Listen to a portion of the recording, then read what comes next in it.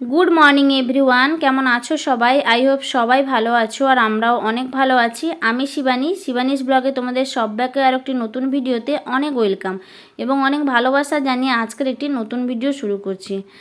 তো দেখো, এই যে সকাল সকাল উঠে আমি কিন্তু আগে বিছানাটাকে ঠিক করে নিচ্ছি। আর তার কারণ হচ্ছে বৃষ্টির পরে যে রোদ হয়েছে, এত গরম ফেলেছে, মানে কি বলবো তোমাদের, কিছু বলার নেই, বিশাল গরম পড়েছে।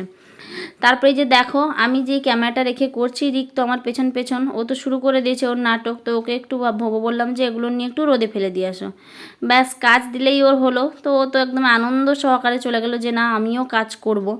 তো বাচ্চাকালে এটা সবার মানে সবার মধ্যেই থাকে যে না আমি কাজ করব, আমি কাজ করব, সবাই কাজ করবে।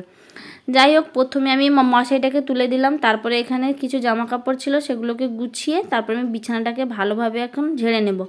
আর বিছানা পরিষ্কার করব, তার কারণ হচ্ছে বিছানা তো প্রত্যেক দিনই পরিষ্কার করা হয়, কিন্তু আজকে মানে এতটা পরিমাণে রোদ হয়েছে আর আমাদের এই জানালার সাইডে বিশাল রোদ ঢুকে, আমাদের ঘরের ভেতরে পুরো রোদ ঢুকে, মানে বিছানাপত্র আমাদেরকে আর রোদে ফেলতে হয় না, এতটা রোদ, মানে এমনিতেই রোদ হয়েছে, তার উপর আমাদের ঘরের ভিতরে রোদ ঢুকে। তার জন্য বললাম যে আমি তাড়াতাড়ি করে বিছানাটাকে আগে ঠিক করে জানালা দুটো খুলে দিই, তারপরেই কিন্তু আমাদের মানে সুবিধা হবে। জানালা খুলে দিলে রোদ ঢুকে আসবে, আমাকে আর এগুলো ফেলতে হবে না, মানে রোদে নিয়ে গিয়ে আর ফেলতে হবে না।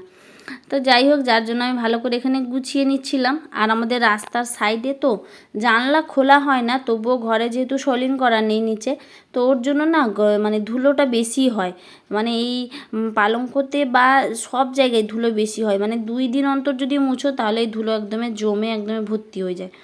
তো যাই হোক, ওর জন্য আমি এখন বিছানাটা ঝেড়ে নিচ্ছি। কয়েকদিন পরে আবার তো আমাকে ভালোভাবে খাটটাকে পরিষ্কার করব আমি আগে, তারপরে গিয়ে যাই করি না করি দেখা যাবে। কারণ এই যে উপরের জিনিসগুলো দেখছো, সামসেটের উপর জিনিসগুলো পরিষ্কার করার পরে আমাকে খাটটা পরিষ্কার করতে হবে, ফ্যানটাও পরিষ্কার করতে হবে, জানো অনেক দিন ধরেই ফ্যান পরিষ্কার হয়নি। যাই হোক, দেখো আমার বিছানা গোছানো কমপ্লিট হয়ে গেলো, এই যে গুছিয়ে নিলাম, জানালাটা খুলে দিয়েছি, দেখতে পাচ্ছ কী পরিমাণে রোদ ঢুকবে এখানে। তারপরে দেখো এখানে আমরা আসার সময়, মানে রিককে নিয়ে গেছিলাম, রিককে নিয়ে আসার সময় আমাদের বাড়ির পাশে এখানে একটা বিশ্বকর্মা পুজো হয়েছিল, ওখান থেকে প্যাকেটটা দিল, রিককে দিল প্যাকেটটা, রিককে ধরে দিল, রিক তো পুরো আনন্দ সহকারে নিয়ে চলে এলো। তারপরে এসে দেখেছে লাড্ডু, ব্যাস হয়ে গেছে, লাড্ডু আর খাবে না। তো যাই হোক, লাড্ডু মিষ্টি একই জিনিস, কিন্তু যেহেতু ও যেটা খায় সেটা পায়নি ওর জন্য। তারপরে দেখো আমি রান্নাবান্নাও হয়ে গেছে, তোমাদের সাথে আর কিছুই শেয়ার করিনি। তো রান্নাবান্না আজকে দেখো নিরামিষ রান্না হয়েছে, এখানে এই যে কাঁচকলা ভাজা, আর এখানে আছে কুমড়ো শাকের ভাজা। অনেক দিন পর আমাদের কুমড়ো শাকের ভাজা হলো, জানো তো কুমড়ো শাক খেতে বিশাল ভালো লাগে, কিন্তু কুমড়ো শাকটা মানে আমাদের বাড়িতে যেটা হয়েছে একদমই ছোট হয়েছে, এটা পাশের বাড়ি থেকে দিয়েছিল। আর প্রত্যেক দিন আমাদের এখানে বাজারে কুমড়ো শাক বিক্রি হয় না, প্রতিদিন আমার চোখে তো পাওয়াই যায় না। আর এখানে আছে মশরুম, মানে ছাতু তরকারি। তারপরে এখানে রয়েছে চালতা, ঢ্যাঁড়স আর ডাল বড়া করে টক। চালতা দিয়ে কিন্তু টক বিশাল ভালো লাগে, কারণ টক সব টকটাই খেয়ে নেয়। যাই হোক, মা একটু হালকাই টক খান, যার জন্য বড়া ফেলে করেছি, নাহলে ঢ্যাঁড়স ফেলে করি। তারপরে এখানে মাছ ছিল, অল্প করে মাছ ছিল, সেই মাছটাকে ঝাল করেছি এখানে, মানে মাখা মাখা টাইপের করেছি। আর এখানে মাছ ভাজা করেছি, এটা কাঁটা মাছের ভাজা করেছি। তারপরে আমি এখানে দুধটাও বসিয়ে দিয়েছি সব রান্নাবান্নার শেষে।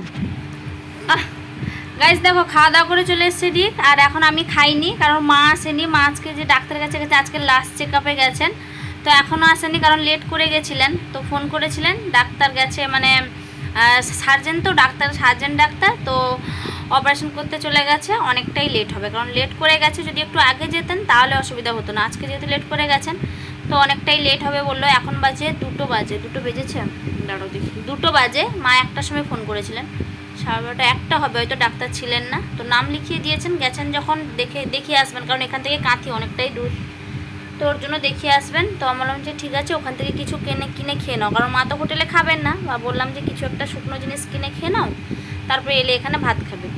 তো যাই হোক, ওর জন্য রিককে এখন ঘুম পাড়িয়ে দেবো, আমি খাইনি, দেখি মা যদি একে ঘুম পাড়ানোর পরে যদি মা চলে আসেন তাহলে আমি খেয়ে নেব।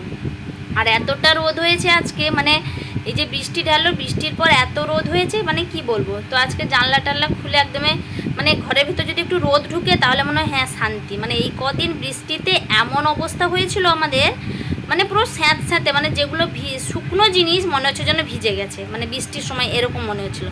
তো ওর জন্য জানলা টানলা খুলে, যে আমাদের জানলা খুললে পুরো আমাদের বিছানায়, এই যে পুরো বিছানায় পুরো রোদ ঢুকে, তো ওর জন্য রোদ মানে পুরো আমি যখন বিছানা তুললাম তোমাদের সাথে শেয়ার করেছিলাম, বিছানা তুলেই আমি জানলাটাকে খুলে দিয়েছিলাম, কারণ আমাদের জানলা খুব একটা খোলা হয় না, কারণ এখানে রাস্তার সাইডে তো জানলাটা খোলা হয় না। তোর জন্য জানলা খুলে বিছানা আরও ঝেড়ে জানলা খুলে চলে গেছিলাম রান্না বান্না করতে। তারপরে এসে দেখি রোদ লেগে একদম মানে একদম ছিমছাম হয়ে গেছে, তাই না বাবা? এখন পাপা ঘুমাবে। আমার পাপা কিন্তু এখন তার ঠাম্মির কাছে ঘুমিয়ে যায়, তাই না বাবা? দুপুরবেলা হলে ঠাম্মির কাছে ঘুমায়, আর রাত্রেবেলা হলে আমার কাছে ঘুমায়, তাই না?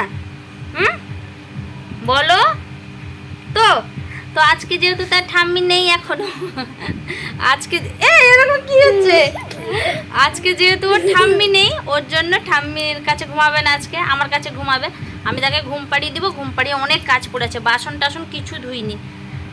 আর আজকে এতগুলা তরকারি রান্না করতে পুরো হিমশিম খেয়ে গেছি, মানে উনানে হতো তাও একটা ব্যাপার ছিল, বৃষ্টির পর থেকে আমাদের গ্যাসে রান্না হচ্ছে, তো এতগুলো রান্না করতে, তারপর নিরামিষ করার পর আবার মাছ রান্না। বদমাস বদমাস বদমাস বদমাস আমার পাপা।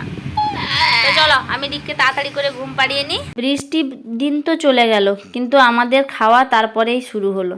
যাই হোক, বৃষ্টির দিনে একটু ছাকাছাকি খেতে ভালো লাগে, তো যাই হোক বৃষ্টির পরেই খাচ্ছি না হলে। তো যাই হোক, সন্ধ্যাবেলা বিশাল খিদা পেয়েছিল, ওরকম কোনো কারণ নেই যে শখ করে খাচ্ছি। যাই হোক, অনেক খিদা পেয়েছিল সন্ধ্যাবেলা, তো ভাবলাম যে কি খাওয়া হবে, প্রত্যেক দিন আর কি খাবো। আর সন্ধ্যাবেলা সেভাবে খাওয়াও হয় না আমাদের, মানে আমি তো খাই না সন্ধ্যাবেলা, টিফিনটা করি না, কারণ সন্ধ্যাবেলা টিফিন করলে আমার রাত্রেবেলা খাওয়া যায়, হালকার উপরে কিছু একটা খেলাম ওরকমই। তোর জন্য দেখো এখানে আমি একটু বেগুনি করছি, কাঁচকলাও বেগুনি করব, আলু কাঁচকলা আর বেগুন তিনটে কেটে এখানে ভেজে নিচ্ছি।